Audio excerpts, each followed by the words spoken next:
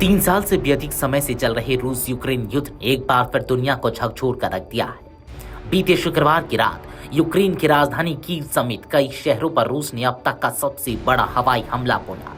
इस हमले में रूस ने एक साथ 550 ड्रोन और 11 मिसाइलें लॉन्च की।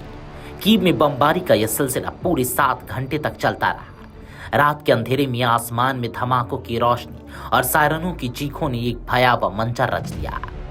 यूक्रेनी अधिकारियों के मुताबिक इस हमले में अब तक एक व्यक्ति की मौत हो गई है, जबकि एक मासूम बच्चे सहित कम से कम 26 लोग घायल हुए हैं।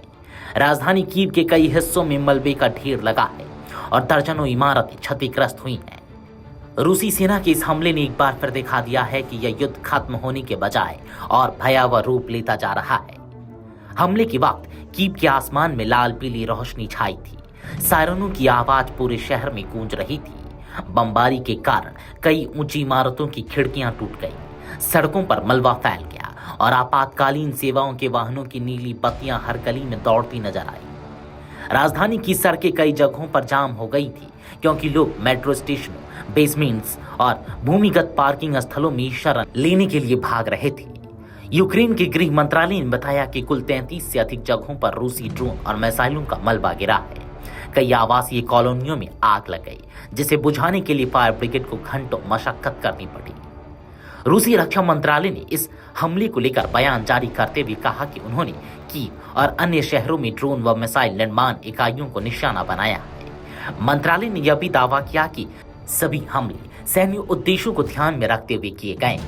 रूस की ओर से भेजे गए अधिकांश ड्रोन शहीद टाइप थे, जो आत्मघाती हमले के लिए प्रयोग होते हैं। इन ड्रोनों का उद्देश्य बमों को ठिकानों पर गिराकर खुद को भी नष्ट करना होता है, जिससे एक बड़ा विस्फोट हो सके। यूक्रेन ने अपने बचाव में तुरंत कदम उठाते हुए 270 से अधिक टारगेट, जिसमें 2 क्रूज मिसाइलें भी शामिल थी, उन्हें मार गिराने का दावा किया है। यह बात यूक्रेनी वायुसेना की रिपोर्ट में सामने आई है। हालांकि इतनी बड़े पैमाने पर हमला होने के बावजूद यूक्रेन की वायु रक्षा ने कई संभावित तबाहियों को रोक लिया, फिर भी नागरिक क्षेत्रों को भारी नुकसान पहुंचा है। हमले के कुछ घंटों बाद यूक्रेनी राष्ट्रपति व्लादिमीर जेलेंस्की ने वीडियो संदेश जारी कर हमले की निंदा की। उन्होंने कहा, यह सबसे कठोर रातों में से एक थी। हमारे शहरों पर इस कदर हमला करना आतंकवाद है। यह युद्ध नहीं, एक देश को मिटाने की साजिश है। उन्होंने यह भी कहा कि रूस की यह रणनीति यूक्रेनी रक्षा तंत्र को तोड़ने की कोशिश है, लेकिन देश पीछे नहीं हटेगा। इस हमले के बाद जेलेंस्की ने अमेरिका के राष्ट्रपति डोनाल्ड ट्रंप से फोन पर बातचीत की। दोनों नेताओं के बीच हुई चर्चा में यूक्रेनी वायु रक्षा और मजबूत करने पर जोर दिया गया। जेलेंस्की ने बातचीत को सकारात्मक और अर्थपूर्ण बताया। यह वार्ता इसलिए भी महत्वपूर्ण मानी जा रही है क्योंकि अमेरिका की मौजूदा प्रशासन यूक्रेन को मिलने वाली सैन्य सहायता पर कुछ प्रतिबंध लगाए हैं। जेलेंस्की ने कहा कि यूक्रेन अपने घरेलू हथियार उद्योग को मजबूत करने की दिशा में काम कर रहा है, लेकिन इसमें समय लगेगा। ऐसे में अमेरिकी मदद की भूमिका अभी भी बहुत महत्वपूर्ण है। फरवरी 2022 में शुरू हुए इस युद्ध को अब 40 महीने हो चुके हैं। लाखों लोगों की मौत, करोड़ों की बेघर होने की त्रासदी और अरबों डॉलर की संपत्ति का नुकसान। यह युद्ध दुनिया की आंखों के सामने एक अंतहीन त्रासदी बन चुका है।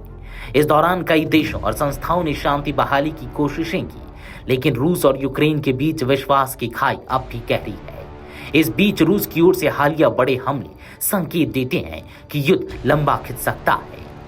रूस द्वारा 550 ड्रोन और 11 मिसाइलों के जरिए किए गए इस हमले ने एक बार फिर साबित कर दिया है कि यह संघर्ष किसी नतीजे की ओर नहीं, बल्कि और गहराते मानवीय संकट की ओर बढ़ रहा है।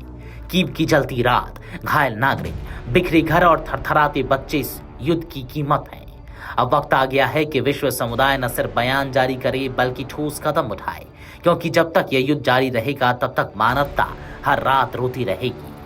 वीडियो डेस्क अमरउजाला.com। अगर आप ये वीडियो YouTube पर देख रहे हैं तो हमारे चैनल को सब्सक्राइब कर बेल आइकन दबाएं और Facebook पर देख रहे हैं तो हमारे पेज को लाइक करें।